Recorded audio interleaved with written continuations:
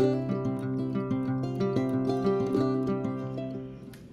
howdy y'all. Welcome to Whiskey Woman Whisk and welcome to February's collaboration, Plan to Can, hosted by Jenny Goff at Jenny's Scratch Made Kitchen.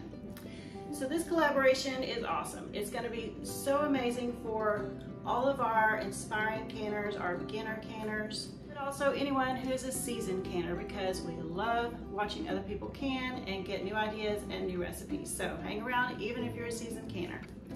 So this collaboration is going to be a little more detailed than our usual videos on canning. We want to show you step by step as though you've never done it before. So be sure and check out all the channels participating in Plan to Can. I'll put the list of participating channels in the description. You can also check in with Jenny Goff. At the end of this collaboration, there will be prize giveaways. I think there's some canners in there too. Can't beat that. Be sure and watch all the videos.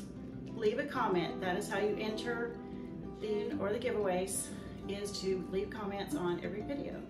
She'll do a random drawing from comments in a video during this February collaboration. She's going to be doing the live giveaway on March 2nd. I believe it is Eastern Standard Time at 7:30. Mountain Time is 5:30. All that information in the description for you as well. Today I am canning an awesome recipe from the Ball Home Preserving Book.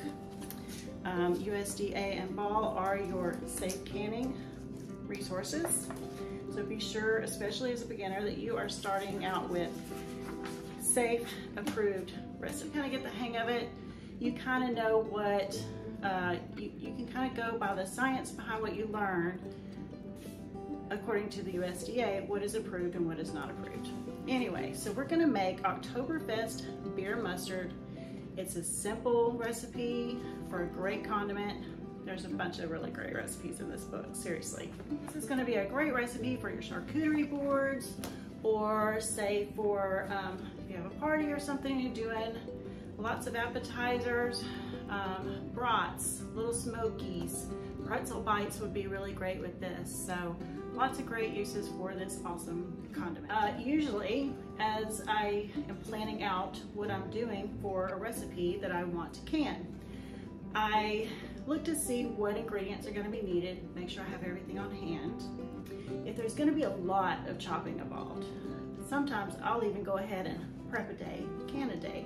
Say I have lots of carrots and onions and celery and garlic and, you know, potatoes or whatever else I'm going to be cutting up meat into chunks, that kind of thing. I will streamline and break up my canning some days. If I know I'm not going to have enough time in one day to just spend that much time doing it, I'll get all of that chopped up, measured out, prepped ahead. Next day, I'll start canning. Canning goes like that when you got it all ready. For smaller recipes that are a little easier, like this one, not much prep involved. The only thing I needed to do was soak my mustard seeds. To get that going, I'll show y'all. I'll pop that in the video, and then this is in the middle because those are soaking for 2 hours. So I do want to come back in here and kind of show you how I set up for canning. So put my book over here in case I need to reference it. I always have my recipe with me. Okay, so for our Oktoberfest Beer Mustard, I've gone ahead and started getting my ingredients measured out. So we've got 1.5 cups of lager beer. I've got a cup of mustard seed. It does call for dark. You can use dark or yellow. Mine's about 3/4 dark and the rest in yellow mustard seeds. And then I've got a cup of water. I've got a 1/2 cup of this malt vinegar. I have a 1/2 cup of light brown sugar, packed lightly. I've got a 1/4 cup of dry mustard and 1 tablespoon of onion powder. And that is it. That's all the ingredients we need. First, we need to get our seeds soaking. First thing I'm gonna do is get my beer heating up. I wanna bring it to a boil. So we're just gonna get our beer in a saucepan. we want to bring that and the mustard seeds to a boil. Like I said, I've got mostly brown, but a little bit of yellow, because that's just what I had on hand. So we want to get this on high heat, get it up to a boil. Okay, and the reason I'm doing this first is because these seeds need to soak for 2 hours. I'm gonna bring this to a boil and then turn the heat off, and we're gonna let them soak for 2 hours. Since I've got that 2 hours, that's when I'll go ahead and get my canner and my jars ready. Okay, y'all, we are boiling. We're gonna turn off the heat, put our lid on, and we're just gonna let that sit for about 2 hours. We want the seeds to absorb most of that liquid. So now I'm gonna go get my jars and stuff ready to go. So like I said, I like to go ahead and get all of my ingredients prepared. So I have everything measured out for what we need on this recipe. I've got my seeds soaking, which was a 2-hour process, so I got that started first. This is a water bath canning recipe. You can also use a steam canner, which is what I'm going to be using today. So I'm going to go ahead and get that prepped up. We need to fill up to the level of this tray with water. The other thing you need is clean jars. I'm going to go ahead and get my jars in here, because when we go to fill them, they need to be hot. So I'm going to go ahead and get those in there as well. I have my lids. They've also been washed. I'm going to put those in there and get those warmed up as well. For my canning station, I like to have a mat ready to go. You're going to need that when you're pulling those jars out and they're hot and you're putting hot liquid in them. Also, when they're done canning, they're going to be hot, so you don't want to put them directly on your counter. Even if it's safe for your counter might be cooler, and we don't want to risk breaking that glass. I like to keep a tray with my rings and my tools that I will be needing. And I see I'm missing one more tool. This is why we plan ahead. This is it's got a magnet here, and it'll help me grab those lids when they're good and hot. I can grab them with this and not burn my fingers. So I've got my debubbler, I've got my rings, and I have my jar grabber. My ingredients are all ready. I have a mat ready to go. I have my steam canner ready to go.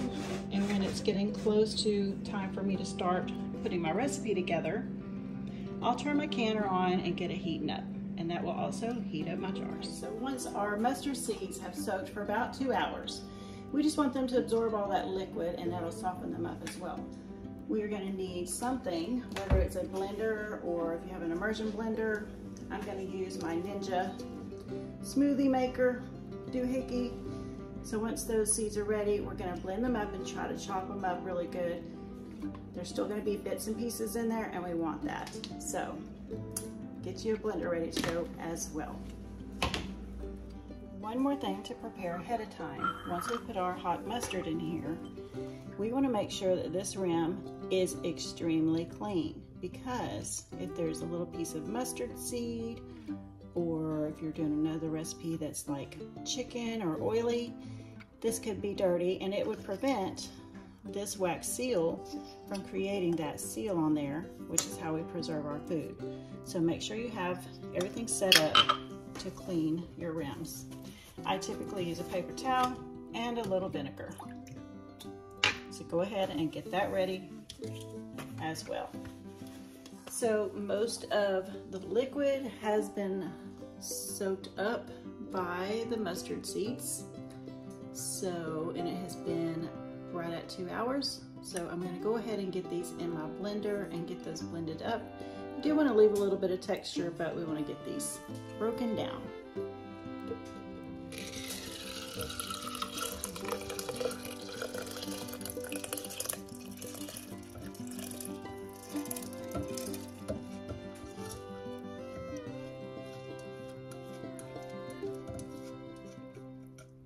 So I've got my canner, my steam canner, and if you're using water bath, that works too.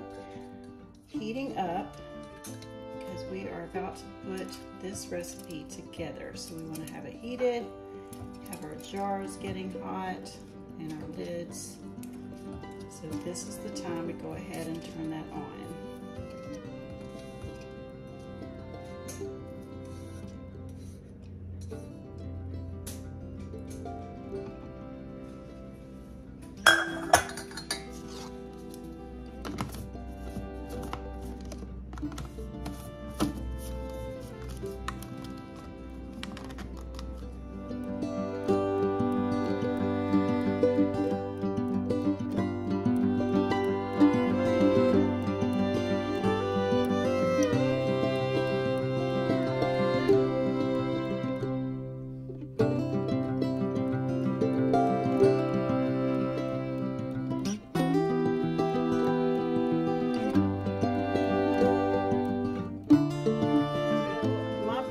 Is struggling a little, so I'm going to add some of the water from the recipe. There's 1 cup of water in that recipe. I'm going to go ahead and add a little bit of that to my blender. So if you see yours is struggling, make sure you get some more liquid in there.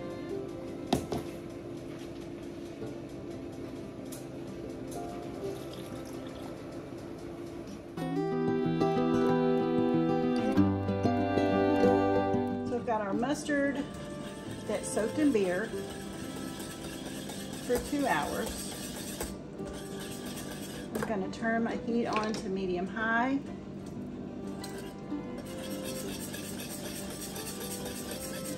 We're going to start adding all of our other ingredients.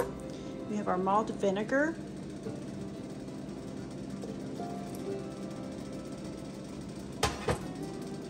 our brown sugar,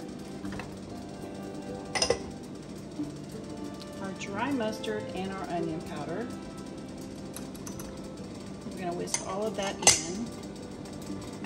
And we've already added our water because I added it to my blender, my Ninja blender. Is that the easiest recipe ever or what? So we want to bring this to a boil. I'm going to turn my canner down. So I'm just going to turn it off because it is getting hot and steamy and jumping around. So you're going to whisk all this together, and we want to bring it to a boil. Okay, our mustard is starting to boil, so we want to turn it down and just let it simmer. It's really thick, so therefore, kind of like your jams, it wants to pop everywhere. So be sure you really keep stirring it, and that'll keep that a little under control.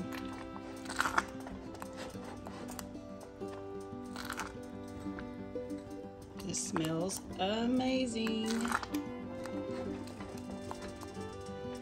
So wear an apron, don't wear a nice shirt. Don't stand too close looking at it too closely because it really is popping. It's making a mess. You can also reduce the heat a little bit. Just want to make sure we give it plenty of time to reduce by 1/3. Now I'm so excited to have this. I tasted a splatter and it smells amazing. I love a good mustard. But you know, when you get those really good mustards, not only are they expensive, there's extra ingredients in there that I just really don't think we need in our body if we don't have to have it.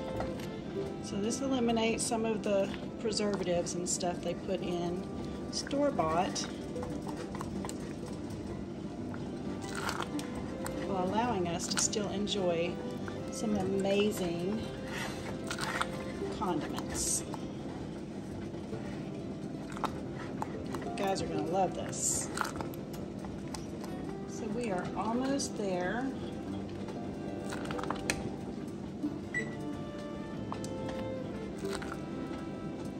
Y'all, I went and visited with my new grandbaby. She's 2 months old. I visited for 4 or 5 days. And eating it up. Oh my gosh. You know, people have always said, and my sister too, she's like, you just don't know. It is such a joy to have children, but nothing compares to having grandchildren. And I am smitten. She has my heart, I'll tell you what. But the Lord knows what He was doing when He made us for child rearing in our younger days, because, whew, helping and getting up at night with the baby, with my daughter, kicked my butt. I was so tired. It took me a whole nother day to recover. Alrighty, that is our time. Look how yummy, thick, grainy. Oh, this is amazing. I'm so excited to have this on the shelf. Let's get to canning.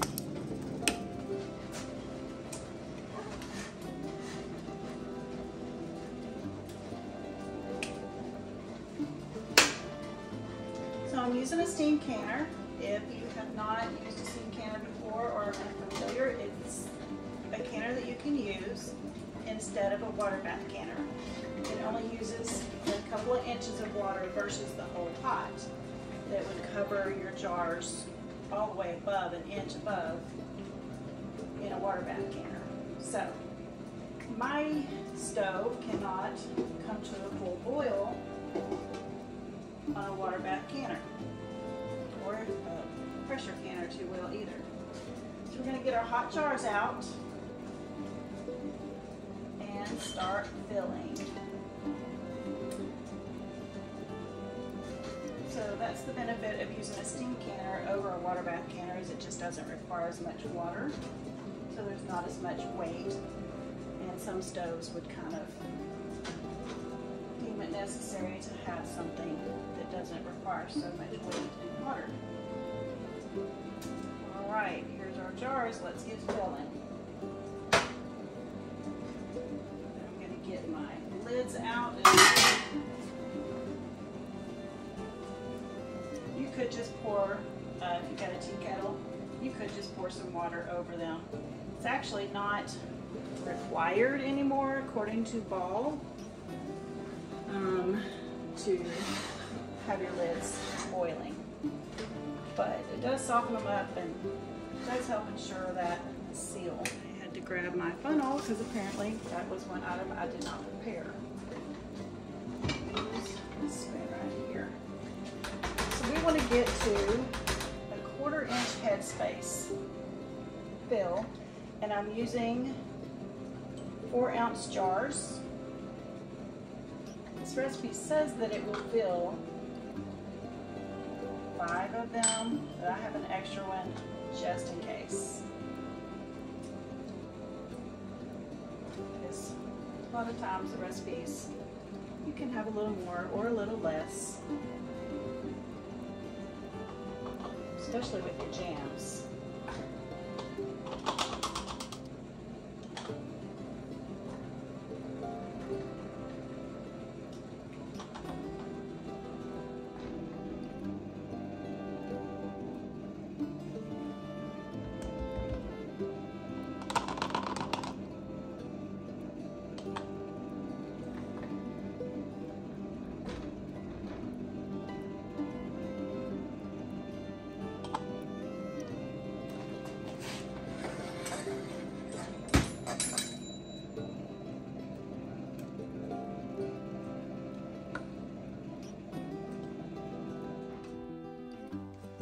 So we want to ensure that we have a 1/4 inch headspace.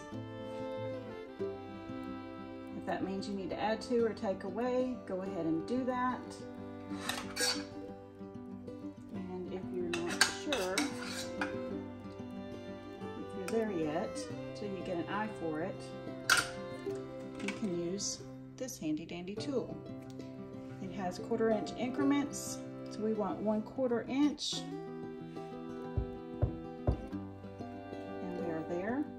I do want to go ahead and give it a stir in case there's any bubbles trapped in there, and that's what, if you hear anybody canning and they say debubble, that's what they mean by that.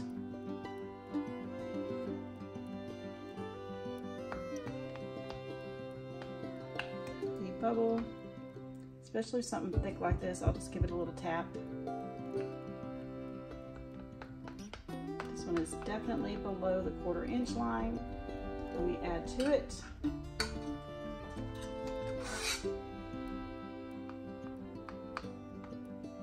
here, debubble. Make sure I don't have any big air pockets.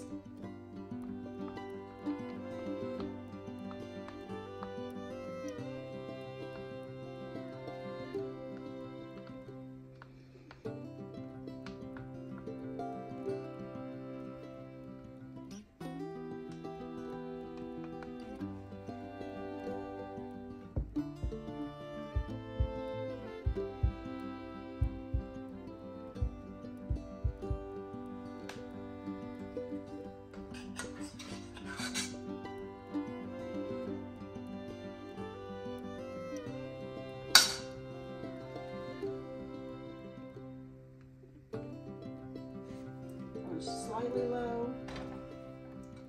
Give it a little more.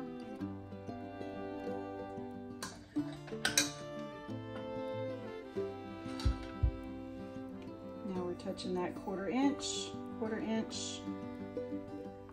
Good to go. Okay.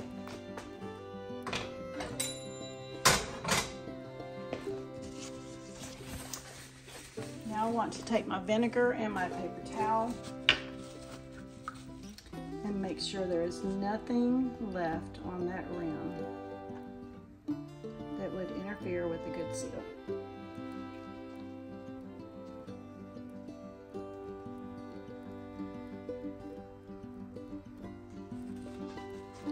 Look at the mess I made. I am a messy cook. It's okay, I'm the one cleaning it up, so it is what it is sometimes.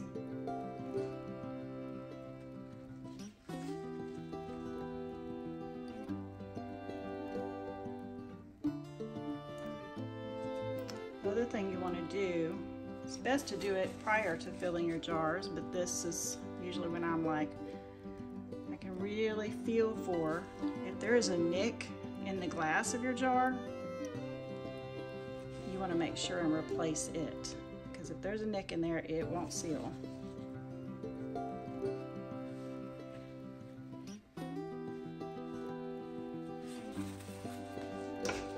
Turn my canner back on.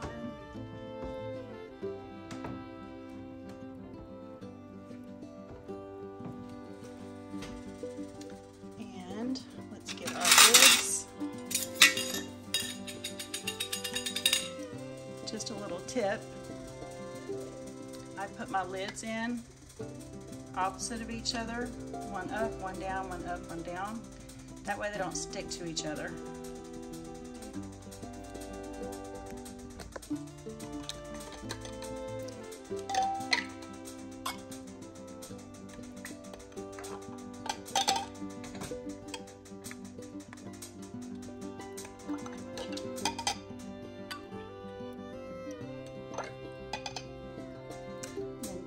On. And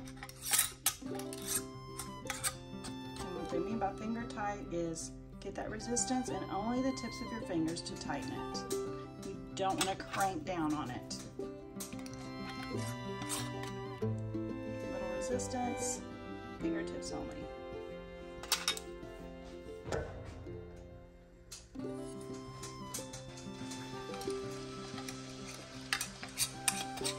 Get that on there. Fingertips only.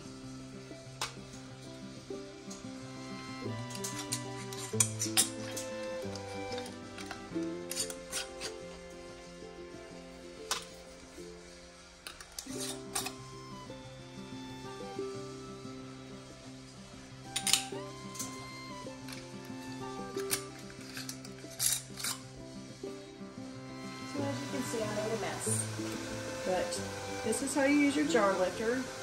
A lot of beginners try to grab it the opposite way, and this is not the proper way. This is the proper way. Grab your jars. You want to grab it just under the rim there. Place it in your canner.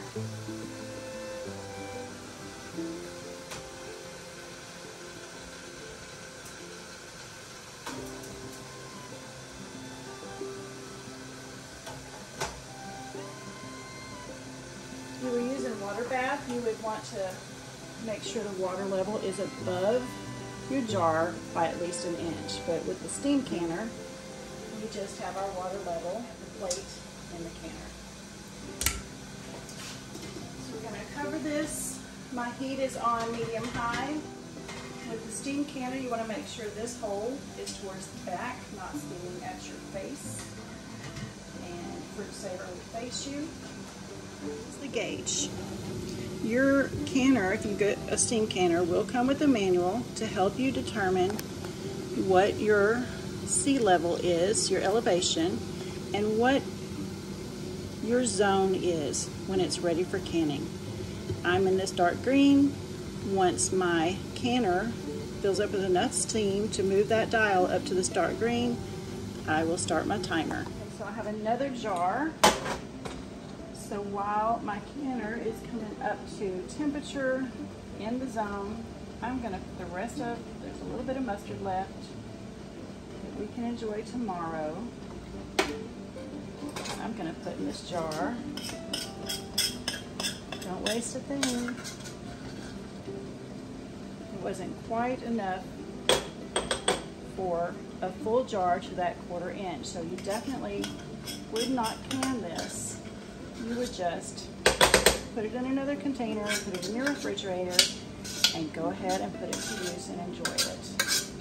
If you have a little bit of anything, you definitely don't want to change or alter the headspace required for that product for safe canning. I got a mess going on.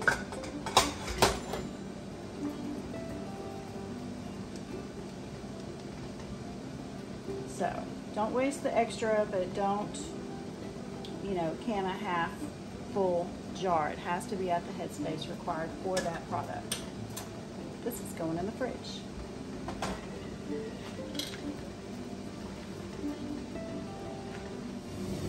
So my canner dial has reached the zone that I am in. So for my area, I'm in the green. I'm going to set my timer for 10 minutes. Even if you're water bath canning, this would require 10 minutes once you're in the zone. Okay, so our timer is up. I'm turning my heat off and the timer off. And I want to remove it from the heat. So I'm just going to slide it over. It's supposed to be gently. That wasn't the most gentle. And I'm going to wait about 5 minutes before I remove the lid. So I wanted to show y'all. This is the Canner's Bible. Complete Guide to Home Canning by the USDA. And this will help you. This is your #1 book that you want to have. Recipes are great. There's a ton of them on YouTube. I put them out. But you really want to make sure you have a good understanding of the guidelines to follow for safe canning. This is your #1 book. I'll be sure and link this, or if there's a newer printing, in the description as well as the book that I'm using today, the Ball Complete Book of Home Preserving. I'll be sure and put these both, links to these both in my description. I think one of the giveaways might be this book, the USDA. So be sure you comment on everyone's videos in this collaboration so that you'll have a chance to win. I believe there's a couple of canners. There's always some random fun stuff. You never know what they're gonna give away, but I think this is one of the giveaways, and that would be a perfect addition if you're gonna be home canning. So I waited about 5 minutes. Now I'm gonna take my lid off. Wait another 5 minutes. The reason for that, especially if you're doing anything like tomato products are the worst about, like that cool temperature hitting it too quick and it'll siphon up out of the jar, and we don't want that to happen. So we're just going to slowly acclimate the temperature from that boiling steam down to room temperature. So I'm going to let these sit another 5 minutes and then I'll take them out of the canner. So it's been another 5 minutes. I'm going to go ahead and take my jars out. Again, grabbing with this part of the, what do you call these things? I don't know. I went blank. But anyway, the proper end, make sure you're grabbing underneath the jar. You're not grabbing up here on the lid. We're gonna sit them aside. Make sure you have a mat because these are very hot. You don't want to put them on a counter because the temperature is too stark for the jars. Could damage your counter depending on what kind you have. But you also don't want your jar to hit that cold countertop and crack. So we're just gonna put these on here. We're gonna leave them to cool. I'm gonna check mine in about 12 hours to see that they are sealed.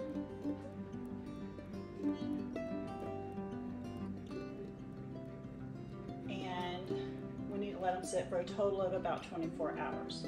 But I'll come in and check for a seal. Let me grab a can and lid to show you that. So we have our jars. We're just gonna leave them sit. You don't wanna touch them, you don't wanna move them, you don't wanna check the seals right now, you don't wanna tighten down the lids. You just wanna leave them be. Now, the way we're gonna know later when we check our seals is there's this raised divot. I'm trying to see if I can show you. There we go. See, there's a raised divot right in the middle. And it can ping up and down. Now, once these start sealing, you'll hear them pop like that, but a little louder. And that tells you they're sealing. It's a great sound. It's like the canners, woohoo, is when you start hearing those pops happening. So once they're sealed, this will stay down. I have a jar here. This was sealed in July. That's some peppers I did. And you can see there is no tick, tick, tick movement either. No sound and no movement because it is sealed. So you're gonna watch for that. You don't wanna mess with it for at least 12 hours. Then you can come in and check. If for some reason you have this on a jar, you wanna go ahead and put it in the fridge and go ahead and use it up in the next couple of weeks. So all the ones that do seal, stays down, no movement, it's down, no sound.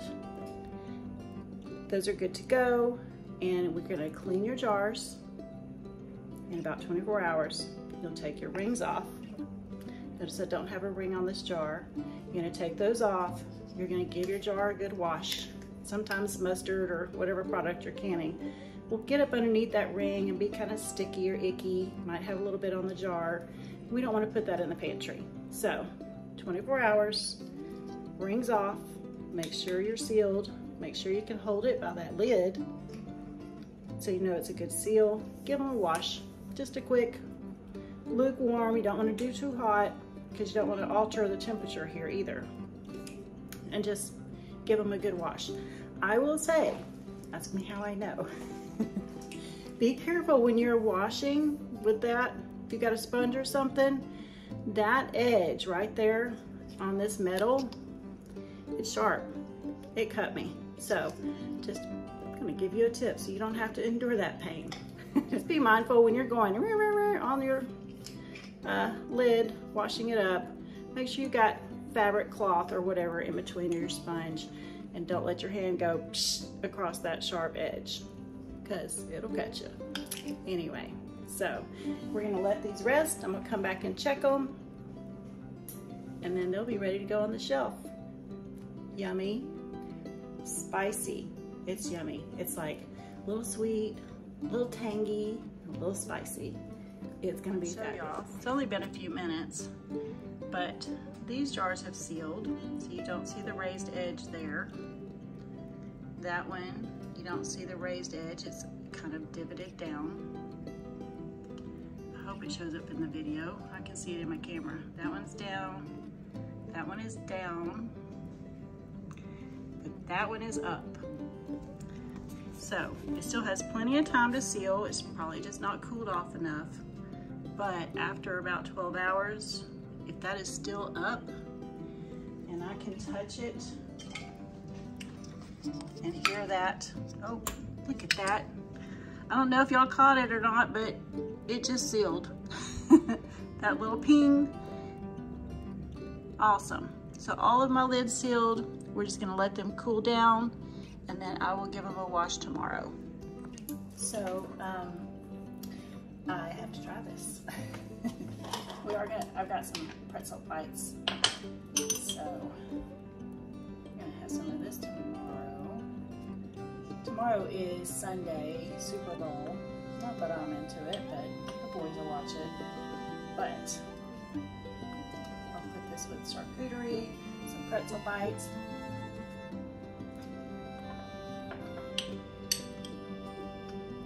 That's delicious.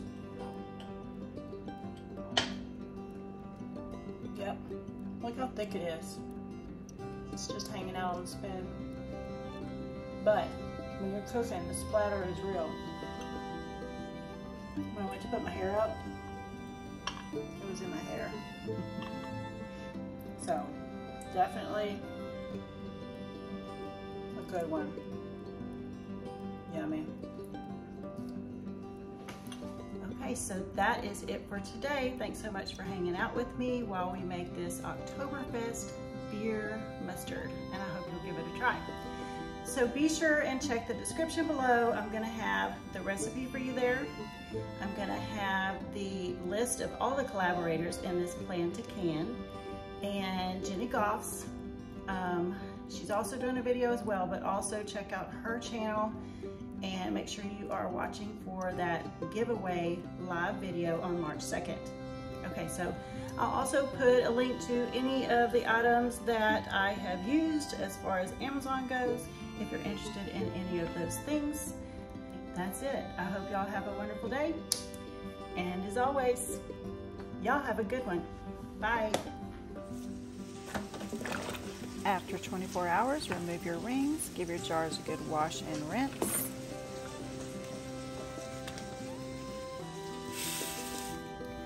Label with what's inside, put the date on there, sit them in your pantry, pull them out to enjoy them anytime within the next couple of years. As long as they are still sealed, they are good to go.